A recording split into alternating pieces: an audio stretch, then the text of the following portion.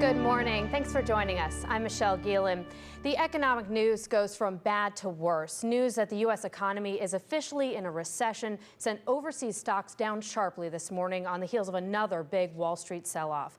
The Dow plunged nearly 680 points yesterday, losing 7% of its value. This morning, Japan's Nikkei closed down 6.4%, and Hong Kong's Hang Seng was down 5%. Charlie D'Agata is in London with more. Good morning, Charlie. Good morning to you, Michelle. London's FTSE is already open 2% lower today, extending yesterday's fall. Same story in Europe as markets around the globe wave goodbye to some of the big gains made in last week's rally. It's a predictable pattern in an unpredictable period. Stocks slid sharply again in Asia after Wall Street took a nosedive Monday. In early trading, Japan's stock averages tumbled more than 6%. Numbers in Hong Kong, South Korea, and the Philippines also fell sharply.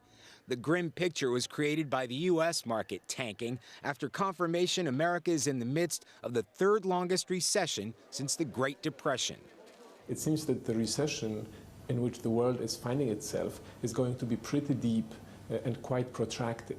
The recession has already taken hold across much of Europe. Here in Britain, retail sales have slumped so badly, the government took the extraordinary measure of taking more than 2% off its sales tax. In normal circumstances, it probably would give spending a bit of a boost, but I think the downward pressures on spending at the moment, falling house prices, rising unemployment, are very strong. It's a $20 billion Christmas gift the government hopes people will spend, not save. But shoppers say it's hardly a big deal at the register. 2.5% is just not worth bothering with, is it?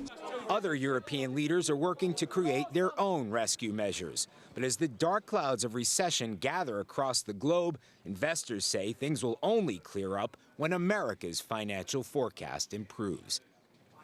Now, both the Bank of England and the European Central Bank are expected to cut their interest rates again this week to support their slumping economies. Michelle?